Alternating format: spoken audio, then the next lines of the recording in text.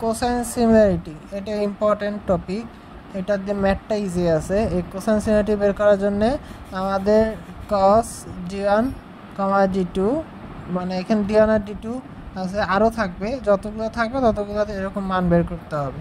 তো এইখানে যেহেতু এইখানে কোশ্চেনে 2টা আছে, সো এখানে 2টার জন্যই। যদি 3টা থাকতো তাহলে এরকম d1 d2 আবার কস d2 d3 বা d1 d4 এরকম করে করে যেতে হইতো।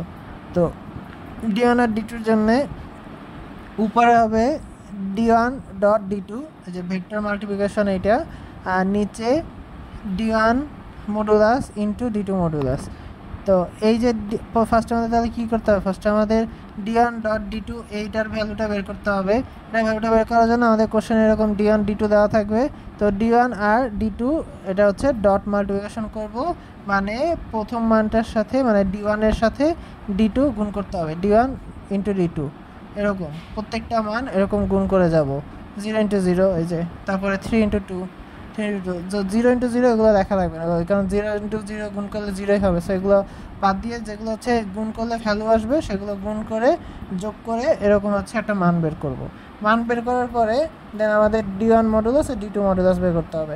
এটা যে আমরা মিন কস কি মান বের করছিলাম, সেই মিন কস কির মানের মতো হোল রুট, তারপরে হচ্ছে এইটা হচ্ছে 5 মাইনাস 0, এখানে সবসময় 0 বসবে সেকেন্ডটায়।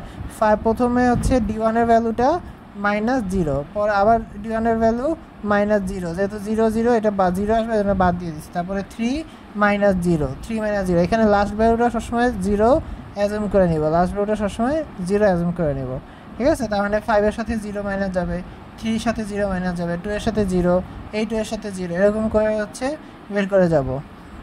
দেন আবার d2 এর জন্য সেম, এই যে 3 এর সাথে মাইনাস 0 করব, তারপরে 0 দরকার নাই, 0 মাইনাস 0 তো 0ই আসবে, তারপর 2 মাইনাস 0 এরকম, তারপরে যে 1 মাইনাস 0, দেন আবার 1 আছে, 1 মাইনাস 0, এরকম করে করে লাস্ট পর্যন্ত বের করে তারপর জাস্ট হচ্ছে কোসাইন সিমিলারিটি ম্যাট্রিক্সের মানটা বসে ক্যালকুলেশন করে দিলেই হয়ে যাবে।